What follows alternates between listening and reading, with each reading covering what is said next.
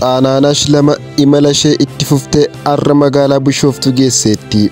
Waxabajji 9/2017 galaana Xaanaa irratti tajaajila geejjibaa kennuu fi hawwattummaa tuurizimii guddisuuf yaadamee gara biyya keessaatti imalchiifamaa kan jirtu dooniin Xaanaanash lama magaalaa Bishooftuu geesseetti. Xaanaanash lama magaalaa Bishooftuu yeroo geessu uummanni magaalaa Bishooftuu simannaa taasiseeraa fi Jibuutii buufata doolaarii kaatee imala Itoophiyaa irra kan jirtu Xaanaanash lama imala yeroo dheeraa booda guyyaa irra magaalaa Bishooftuu geesseetti. Xaanaanash lama meetirik toonii 150 kan ulfaattu yoo ta'u dheerinni ishee meetira 38 akkasumas namoota 188 fe'uu akka dandeessu ibsameera.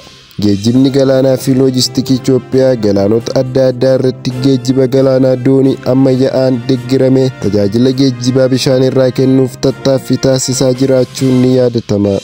Akka kanaan doonii ammayyaa fichisiisuun biyya keessatti geejjiba galaana irraa dhaqqabamaa taasisuuf tattaaffiin godhamaa jiraachuu ibsuun Xaanaanash lama gara Baardaaritti imalaa jiraachuu dhaabbatichi beeksiseera. Gara fuulduraattis Langaanoo fi Shaalaa dabalatee galaanota hundarratti doonii ammayyaan geejjiba bishaan irraa kennuuf karoorri qabame hojjetamaa jiraachuu gabaasuun keenya ni yaadatama.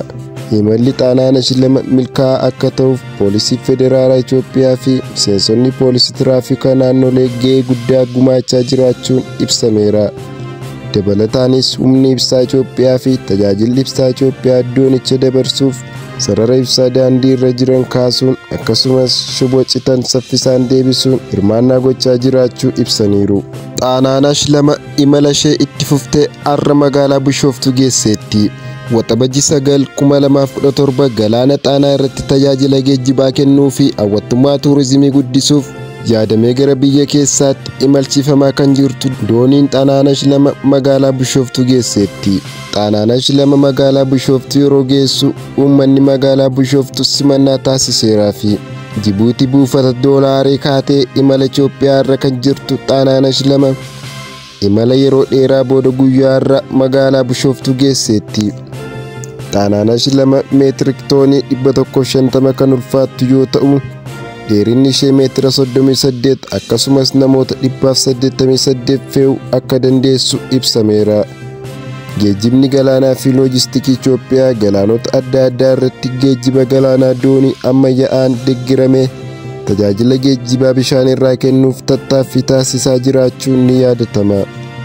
Akka kanaan doonii ammayyaa fichisiisuun biyya keessatti geejjiba galaana irraa dhaqqabamaa taasisuuf tattaaffiin godhamaa jiraachuu ibsuun Xaanaanash lama gara Baardaaritti imalaa jiraachuu dhaabbatichi beeksiseera.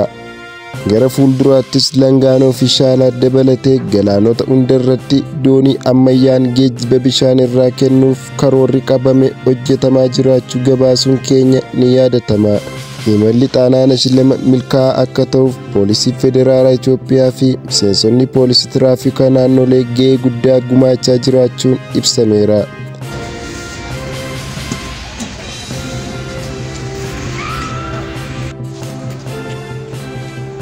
Agora vem aqui.